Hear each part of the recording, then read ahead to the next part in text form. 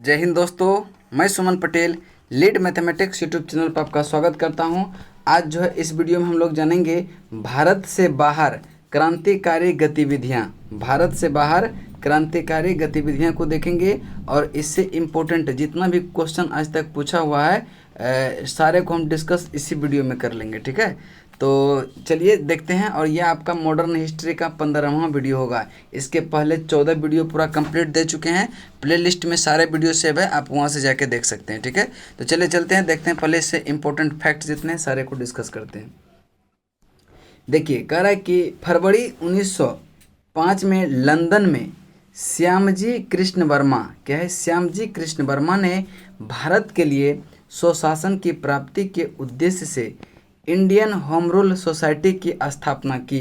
Society द्वारा Indian house की आधारशिला रखने तथा श्री वर्मा द्वारा द इंडियन सोशियोलॉजिस्ट नामक पत्र के प्रकाशन के साथ ब्रिटेन में भारतीय राष्ट्रीय क्रांतिकारी आंदोलन की नींव पड़ी। अब देखिए, गदर पार्टी का स्थापना जो हुआ था 21 अप्रैल 1913 को। यह डेट भी याद रखेंगे क्योंकि डेट भी पूछता है। गदर पार्टी का स्थापना कब हुआ था? 21 अप्रैल 1913 को पराधीन भारत के अंग्रेजों से स्वतंत्र कराने के उद्देश्य से की गई थी। ठीक है, चलिए अब नेक्स्ट चलते हैं। कह रहे कि इसे अमेरिका एवं कनाडा, इसे जो है अमेरिका एवं कनाडा में बसे भारतीय द्वारा गठित किया गया था। पार्टी का मुख्यालय, देखिए ये मुख्यालय भी पूछता है कि गदर पार्टी का मुख्यालय कहाँ है? सैन फ्रांसिस्को, जो कि अमेरिका में स्थित था। 1913 में सोहन सिंह भाखना कौन है? सोहन सिंह भाखना ने Hindustan Association of the Pacific Coast नामक संस्था का स्थापना किया। इस संस्था ने क्या किया? इस संस्था ने गदर नामक एक अखबार निकाला, जिससे इस संस्था का नाम जो है, इसी के कारण इस संस्था का नाम गदर पार्टी पड़ गया। लाला हरदयाल इस संस्था के मनीषी पथ प्रदर्शक थे। ठीक है, लाला हरदयाल जो है इस संस्था क्या थे? मनीषी पथ प्रदर्शक थे। उसके बाद गदर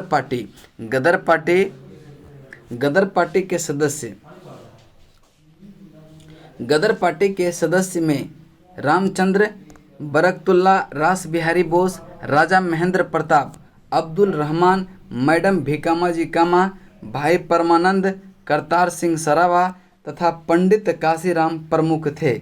राजा महेंद्र प्रताप ने अपने सहयोगी बरकतुल्ला के साथ प्रथम महायुद्ध के दौरान 1915 में काबुल यानी कि अफगानिस्तान में भारत की प्रथम अस्थायी सरकार का गठन किया। यह पॉइंट बहुत ही इम्पोर्टेंट है।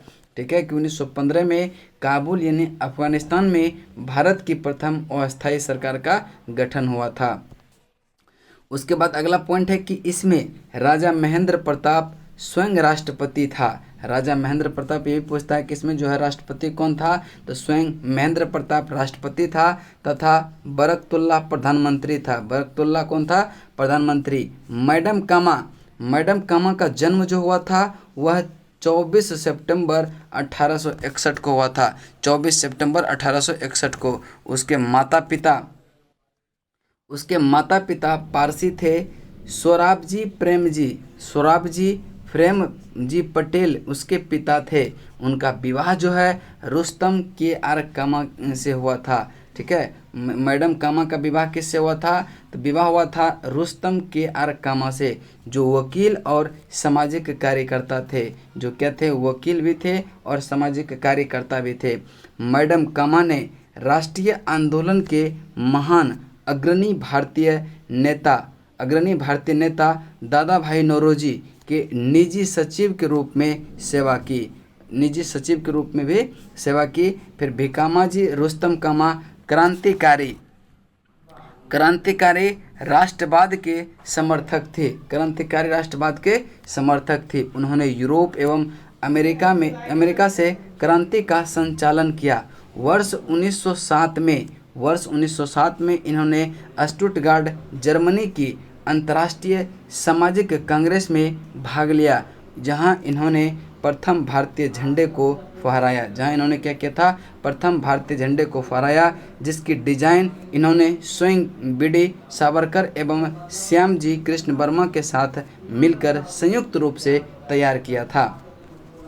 उसके बाद जो है अगला पॉइंट पे चलते हैं। कह रहा है कि वह भारत की क्रांतिकारी की माँ, ठीक है, भारतीय क्रांतिकारी की माँ जो है मैडम कामा को कहा जाता है।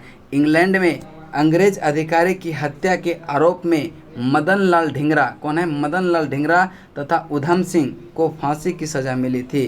क्या कह रहा है कि अंग्रेज अधिकारियों की हत्या के आरोप में मदन लाल ढींगरा और उधम सिंह को इंग्लैंड में फांसी मिली थी।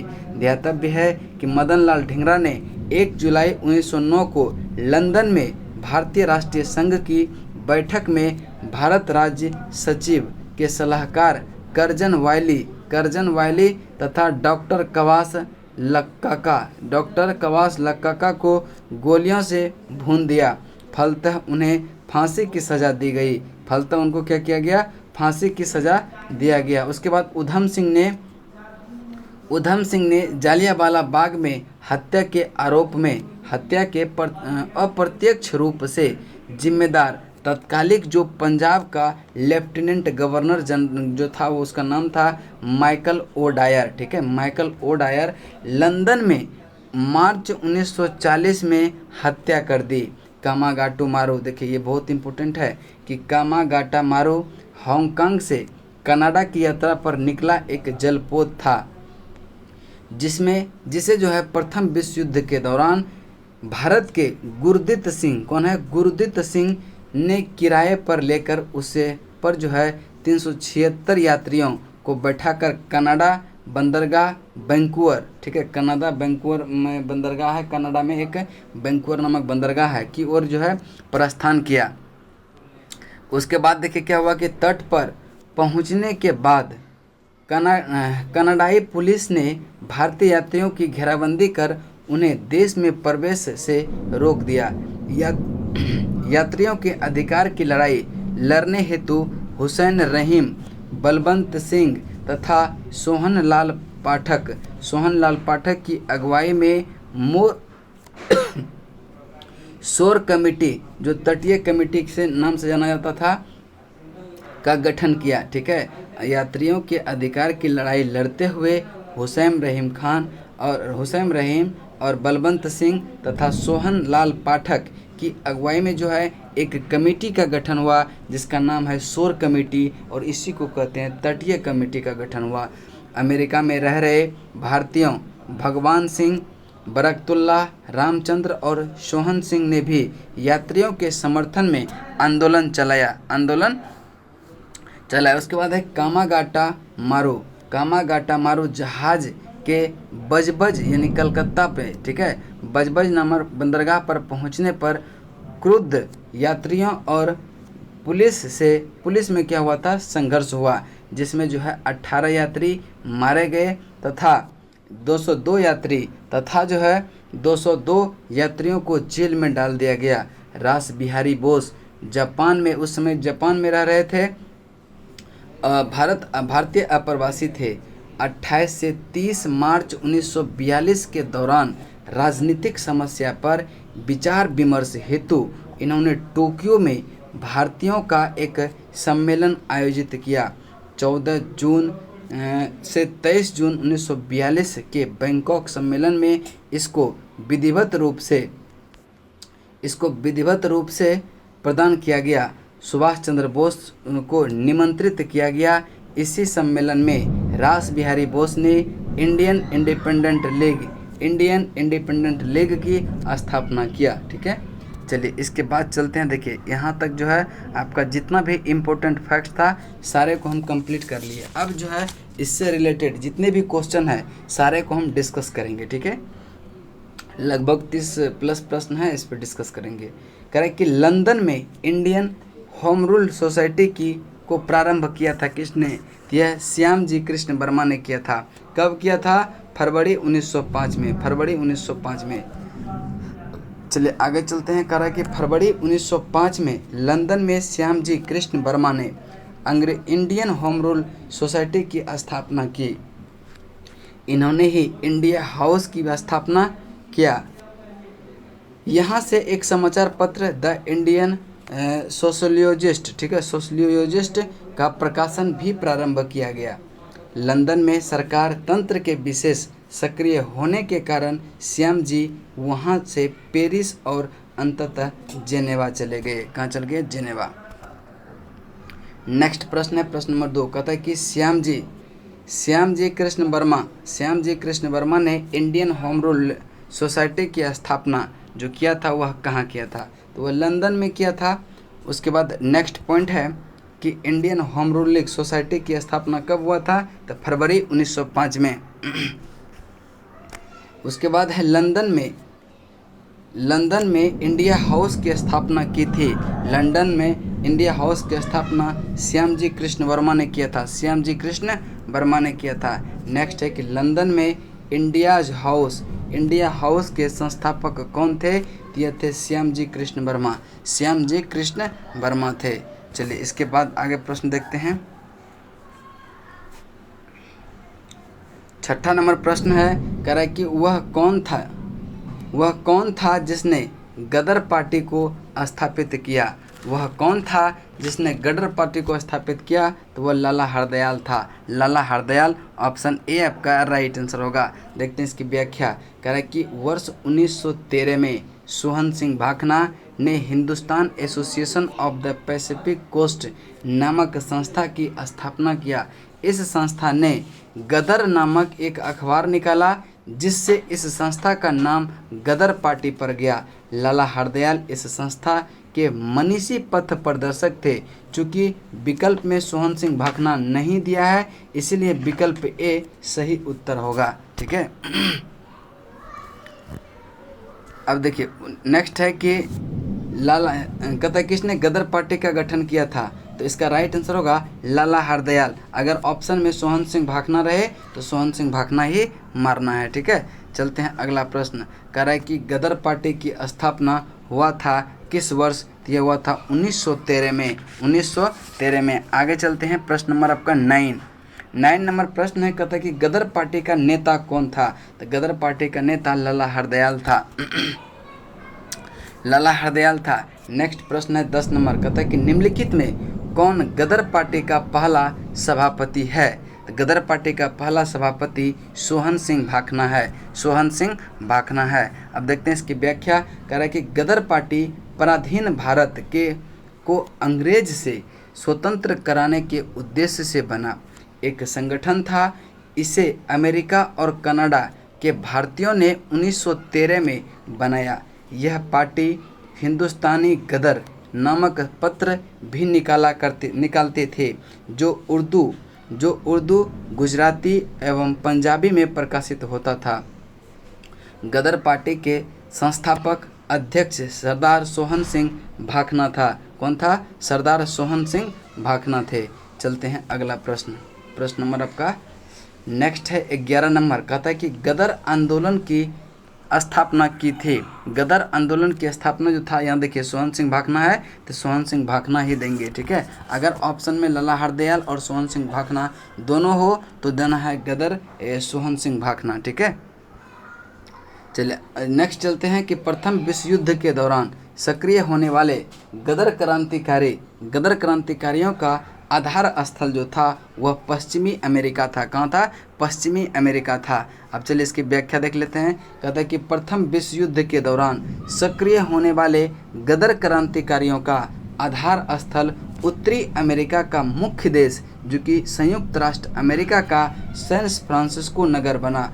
सैन फ्रांसिस्को संयुक्त राज्य अमेरिका के पश्चिमी भाग में स्थित है। अमेरिका के पश्चिमी भाग में जो है सैन फ्रांसिस्को स्थित है। यदि अमेरिका का अर्थ संयुक्त राज्य अमेरिका से लगाया जाए तो सही उत्तर सी होगा, किंतु यदि अमेरिका का अर्थ अमेरिका महाद्वीप से लगाया जाए तो सही उत्तर ऑप्शन नंबर बी होगा। सामान्य तौर पर अमेरिका महाद्वीप को 3 उपभागों में जैसे उत्तरी अमेरिका, मध्य अमेरिका और दक्षिणी अमेरिका में विभाजित किया गया है। चलते हैं आगे की प्रश्न नंबर आपका 13 है। कहता है गदर पार्टी की स्थापना हुई थी यह संयुक्त राज्य अमेरिका में। कहाँ पे हुआ था? संयुक्त राज्य अमेरिका में। नेक्स्ट है कि निम्नलिखित में से किस देश में गदर पार्टी की स्थापना हुआ था? यह यूएसए में हुआ था। कहाँ पे? यूएसए में हुआ था गदर पार्टी की स्थापना। नेक्स्ट है 15, कहता है कि गदर क्या था? तो गदर क्या था? तो यह भारतीयों का एक क्रांतिकारी संघ जिसका प्रधान कार्यालय सैन फ्रांसिस्को में था, यानी कि ऑप्शन ए आपका राइट आंसर हो जाएगा। चलिए देखते हैं इसकी व्याख्या। इसकी व्याख्या को देख लेते हैं। इसकी व्याख्या है, कहता है कि गदर पार्टी की स्थापना जो हुआ था वह 21 अप्रैल 1913 को पराधीन भारत को अंग्रेजों से स्वतंत्र कराने के उद्देश्य से किया गया था। इसे अमेरिका एवं कनाडा में बसे भारतीयों द्वारा गठित किया गया। पार्टी का मुख्यालय सैन फ्रांसिस्को अमेरिका में स्थित है। सैन फ्रांसिस्को कहाँ स्थित है? अमेरिका में स्थित है। नेक्स्ट है गदर पार्टी का मुख्यालय था। गदर पार्टी का मुख्यालय सैन फ्रांसिस्को अमेरिका में है, ऑप्शन ए। नेक्स्ट प्रश्न है प्रश्न नंबर आपका 17, कह रहा है कि गदर क्रांति छिड़ने का सबसे महत्वपूर्ण कारण क्या था? गदर क्रांति छिड़ने का सबसे महत्वपूर्ण कारण जो था वह प्रथम विश्व महायुद्ध जो शुरू हुआ था उसी के कारण। ठीक है, चलिए इसकी देख लेते हैं व्याख्या। कह रहा है कि स्वदेशी आंदोलन के निष्क्रिय होने से भारतीय राष्ट्रवाद के प्रहरी भी निष्क्रिय हो गए। वर्ष 1914 में अचानक छिड़े प्रथम विश्व युद्ध ने भारतीय राष्ट्रीय के प्रहरियों को झकझोरा। उन्होंने उद्देशित किया। उस समय यह धारणा प्रचलित थी कि ब्रिटेन पर किसी तरह का संकट समय में भारत के हित में है, उसके लिए एक मौका है। इस मौके का कई जगह पर कई तरह से फायदा उठाया गया। उत्तरी अमेरिका में गदर क्रांतिकारी और भारत के लोकमान्य तिलक और एनी बेसेंट एवं उसके स्वदेशी संगठन ने इस मौके का लाभ उठाया। गदर क्रांति ने सशस्त्र संघर्ष के माध्यम से अंग्रेजी हुकूमत को उखाड़ फेंकने का प्रयास किया। उसके बाद नेक्स्ट है कि निम्नलिखित में कौन व्यक्ति था जिसने विदेश में गणतंत्रात्मक सरकार की स्थापना किया था? तो ये महेंद्र प्रताप था। ऑप्शन ए आपका राइट आंसर होगा, महेंद्र प्रताप। देखिए इसका व्याख्या कर रहा है कि राजा महेंद्र प्रताप ने अपने सहयोगी बरकतुल्ला के साथ प्रथम महायुद्ध के दौरान वर्ष 1915 में काबुल अफगानिस्तान में भारत की प्रथम अस्थायी सरकार का गठन किया गया। इसमें राजा महेंद्र प्रताप स्वयं राष्ट्रपति तथा बरकतुल्ला प्रधानमंत्री थे। इसे जर्मनी तथा रूस ने मान्यता दी। अगला है कह रहा है कि प्रथम महायुद्ध के दौरान कहां पर भारत का एक अंतिम सरकार बनी थी जिसके प्रेसिडेंट राजा महेंद्र प्रताप थे? तो इसका राइट आंसर होगा अफगानिस्तान में बना था। कहाँ पे बना था? अफगानिस्तान में। बहुत इंपॉर्टेंट क्वेश्चन है, इसको ध्यान से देख लेंगे। कहता है कि कौन भारतीय क्रांति की माँ कहलाती है? भारतीय क्रांति की माँ जो है भीकाजी रुस्तम कामा को कहा जाता है। नेक्स्ट देखते हैं इसकी व्याख्या। कह रहा है कि भीकामाजी रुस्तम कामा क्रांतिकारी राष्ट्रवाद के समर्थक थे। उन्होंने यूरोप एवं अमेरिका के से जो है क्रांतिकारी का संचालन किया। वर्ष 1907 में इन्होंने स्टुटगार्ट जर्मनी के अंतर्राष्ट्रीय समाजवादी कांग्रेस में भाग लिया, जहां इन्होंने प्रथम भारतीय झंडे को फहराया।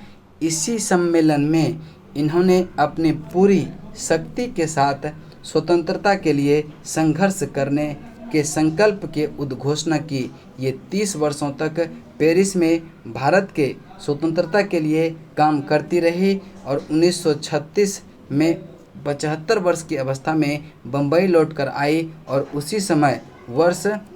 उसी वर्ष जो है उनका देहांत हो गया। भारतीय क्रांतिकारी माँ के रूप में विख्यात हो गई। उसके बाद चलते हैं 21 नंबर है, कहता है कि मैडम भीकाजी कामा से संबंधित निम्नलिखित कथनों पर विचार कीजिए। तो पहला कथन क्या है कि मैडम कामा ने वर्ष 1907 में पेरिस में आयोजित अंतर्राष्ट्रीय सोशलिस्ट सम्मेलन में राष्ट्रीय ध्वज फहराया था। तो यह पेरिस में नहीं फहराया था, 22 अगस्त 1907 को जो है स्टुटगार्ट जर्मनी में फहराया था। यानी कि पहला क्वेश्चन कथन क्या है, गलत हो गया। अगला है कि मैडम कामा दादा भाई नौरोजी के निजी सचिव रहे, यह बिल्कुल सही है। मैडम कामा के माता पिता पारसी थे, यह भी सही है। यानी कि 2 और 3 सही है, ऑप्शन ए गलत है। ठीक है, चलते हैं अगला, इसकी देख लेते हैं व्याख्या देखते हैं इसका। कह रहा है कि मैडम कामा का जन्म जो है 24 सितंबर 1861 को हुआ था। उनके माता पिता पारसी थे। सोराबजी प्रेमजी पटेल उनके पिता थे। उनका विवाह जो है रुस्तम कामा यानी कि रुस्तम के.आर. कामा से हुआ, जो वकील और सामाजिक कार्यकर्ता थे। मैडम कामा ने राष्ट्रीय आंदोलन के महान अग्रणी भारतीय नेता दादा भाई नौरोजी की निजी सचिव के रूप में सेवा की। बाद में वह कुछ देशभक्त विद्यार्थियों एवं यूरोपियन बौद्धिक लोगों के संपर्क में आकर स्वतंत्रता आंदोलन से जुड़ गई। ठीक है, उसके बाद क्या हुआ कि वह भारतीय क्रांति की मां के रूप में विख्यात हुई और 22 अगस्त 1907 को जर्मनी के स्टुटगार्ट में आयोजित अंतर्राष्ट्रीय सोशलिस्ट सम्मेलन में क्या किया था, इन्होंने भारतीय स्वाधीनता का झंडा सर्वप्रथम फहराया था। यहाँ फहराया गया यह झंडा कलकत्ता झंडे का परिवर्तित रूप था। अतः प्रथम कथन गलत है, क्योंकि सोशलिस्ट सम्मेलन जर्मनी में हुआ था, न कि पेरिस में। ठीक है, उसके बाद है कि भारतीय क्रांति की जननी किसे कहा जाता है। भारतीय क्रांति की जननी मैडम भिकाजी रुस्तम कामा को जाना जाता है, ऑप्शन डी। ठीक है, चलते हैं अगला प्रश्न नंबर आपका 23। कह रहा है कि निम्नलिखित में किस महिला ने भारतीय तिरंगा सबसे पहले फहराया था। ये भिकाजी रुस्तम कामा यानी कि भिकाजी कामा ने, ऑप्शन बी आपका राइट आंसर होगा। ऑप्शन बी आपका राइट आंसर होगा। उसके बाद चलते हैं क्वेश्चन नंबर 24। कहता है कि मैडम कामा ने 1907 में प्रथम तिरंगा ध्वज कहाँ फहराया था। यह फहराया था स्टुटगार्ट, जो कि जर्मनी में है। चलते हैं अगला प्रश्न नंबर आपका 25 नंबर प्रश्न है। कहता है कि निम्नलिखित में किस युग्म को इंग्लैंड में अंग्रेज अधिकारी की हत्या के आरोप में फांसी की सज़ा मिला था। तो इसका राइट आंसर होगा मदन लाल ढींगरा और उधम सिंह को जो है मतलब इंग्लैंड के अधिकारी की हत्या करने के आरोप में इंग्लैंड में फांसी मिला था। मदन लाल ढींगरा और किसको, उधम सिंह को। चलिए अब देखेंगे, कह रहा है कि इंग्लैंड में अंग्रेज अधिकारियों की हत्या के आरोप में मदन लाल ढींगरा तथा उधम सिंह को फांसी की सज़ा मिली। ध्यातव्य है कि मदन लाल ढींगरा ने 1 जुलाई 1909 को लंदन में भारतीय राष्ट्रीय संघ की बैठक में भारत राज्य सचिव के सलाहकार करजन वायली की हत्या तथा कवास लक्का को गोलियों से भून दिया था। दोनों को मार दिया था, कवास लक्का को और करजन वायली को 1 जुलाई 1909 को, और फलतः उनको क्या हुआ, फांसी की सज़ा दे दिया। और उधम सिंह ने क्या किया था, जलियांवाला बाग हत्याकांड जो हुआ था 13 अप्रैल 1919 को, उसके जो अप्रत्यक्ष रूप से जिम्मेदार तत्कालिक पंजाब के जो गवर्नर था, जिसका नाम था माइकल ओ डायर, क्या नाम था, माइकल ओ डायर, कि लंदन में मार्च 1940 में हत्या कर दी। फलतः इन्हें भी फांसी की सज़ा हुई, फलतः इसे भी क्या हुआ, फांसी की सज़ा हुआ। नेक्स्ट है आपका 26 नंबर क्वेश्चन। 26 नंबर क्वेश्चन है, कह रहा है कि मैडम भिकाजी कामा, एम बरकतुल्ला, BBS अय्यर और MN राय में क्या बात समान है। तो वे सभी प्रमुख क्रांतिकारी थे और स्वतंत्र आंदोलन की अवधि में भारत से बाहर विविध देशों में काम कर रहे थे। यानी कि ऑप्शन सी आपका राइट आंसर होगा। चलते हैं अगला प्रश्न की तरफ। अगला देखना, इसका कुछ व्याख्या इसको देख लेते हैं। मैडम भिकाजी कामा, M Barkatullah, BS Iyer, MN राय और क्रांतिकारी थे और विदेशों में भारत की स्वतंत्रता का बिगुल बजा रहे थे। चलते हैं अगला प्रश्न, कामागाटा मारू। कामागाटा मारू यह क्या है? तो देखेंगे यह जो है कनाडा की यात्रा पर निकला एक जलपोत था, जो कि ऑप्शन सी आपका राइट आंसर होगा। चलिए देख लेते हैं इसकी व्याख्या।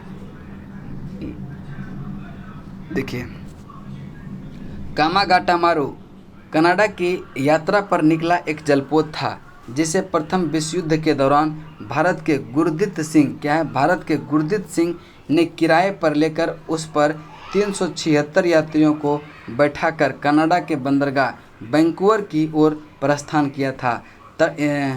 तट पर पहुंचने के बाद कनाडाई पुलिस ने भारतीय यात्रियों की घेराबंदी कर उन्हें देश में प्रवेश करने से रोक दिया था। उसके बाद नेक्स्ट पॉइंट है, कहता है कि निम्नलिखित में से कौन कामागाटा मारू घटना से संबंधित है? तो बाबा गुरदीप, इन्हीं ने क्या किया था, उसको भाड़े पर, इन्हें किराए पर लिया था। चलिए नेक्स्ट देखते हैं।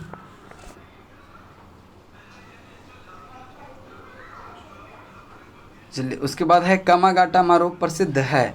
कामागाटा मारू प्रसिद्ध है क्या? एक जलपोत के नाते। क्या है? एक जलपोत है। ठीक है, चलिए आगे प्रश्न है, कामागाटा मारू क्या है? कामागाटा मारू एक जहाज है, ऑप्शन सी। देखते हैं इसकी व्याख्या क्या लिखा है। कह रहा है कि कामागाटा मारू भाप शक्ति से चलने वाला एक जहाजी समुद्री जहाज था। भाप शक्ति से यह चलता था। 376 यात्रियों को लेकर यह जहाज वर्ष 1914 में हांगकांग से कनाडा के लिए रवाना हुआ, लेकिन तब कनाडा में एशियाई मूल के प्रवासियों से संबंधित कड़े कानून के कारण उन्हें कनाडा में प्रवेश की अनुमति नहीं दी गई। उसके बाद 31 नंबर है कि वह कौन थे जिन्होंने इंडिपेंडेंस लीग की स्थापना किया था? वह कौन थे जिन्होंने इंडिपेंडेंस लीग की स्थापना किया था? ये रास बिहारी बोस थे।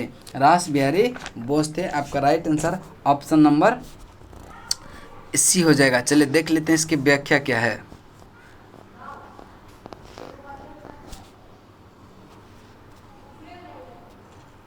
कहता है कि रास बिहारी बोस जापान में रह रहे भारतीय अप्रवासी थे। 28 से 30 मार्च 1942 के दौरान राजनीतिक समस्याओं पर विचार विमर्श हेतु इन्होंने टोक्यो में भारतीयों का एक सम्मेलन आयोजित किया। फिर क्या हुआ कि 14 से 23 जून 1942 के बैंकॉक सम्मेलन में इसको विधिवत रूप से प्रदान किया गया एवं सुभाष चंद्र बोस को निमंत्रित किया गया। इन्हीं सम्मेलन में रास बिहारी बोस ने इंडिपेंडेंस लीग की स्थापना किया था। तो 1942 में ध्यान में रखेंगे। और आज का जो है यहीं पर जो हम समाप्त करते हैं क्लास। फिर नेक्स्ट क्लास में बंगाल विभाजन तथा स्वदेशी आंदोलन से संबंधित इम्पोर्टेंट फैक्ट्स को और इससे रिलेटेड जितने भी प्रश्न होगा वो सब डिस्कस करेंगे। ठीक है, चलिए तब तक के लिए जय हिंद, जय भारत।